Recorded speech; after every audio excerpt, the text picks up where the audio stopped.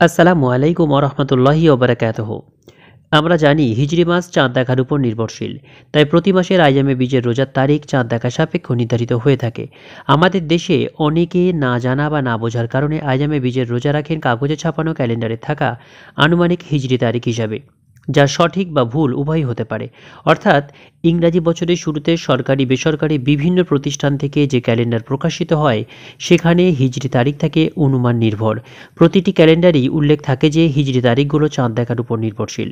তাই আমরা কাগজে ছাপানো ক্যালেন্ডারের উপর নির্ভর করে আইয়ামে বীজের রোজা রাখলে তা ভুল হওয়ার সম্ভাবনা অনেক বেশি থাকে। এই জন্য আমাদের উচিত হিজরি মাসে চাঁদ ওঠার খবরের সাথে নিয়মিত আপডেট থাকা। আমরা সব সময়ের জন্য আপনাদেরকে চেষ্টা করেছি সঠিক এবং নির্ভুল তারিখ জানানো। যাই হোক, ইনশাআল্লাহ তাআলা 2023 সালের ডিসেম্বর মাসের অর্থাৎ জমাদিউল সানি মাসের আইয়ামে বীজের রোজা রাখতে হবে 27, 28 এবং 29 ডিসেম্বর, অর্থাৎ বুধ, বৃহস্পতি এবং শুক্রবারে। অর্থাৎ আপনারা 26 ডিসেম্বর সেহরি খেয়ে 27, 28 এবং 29 তারিখে আইয়ামে বীজের রোজা রাখবেন।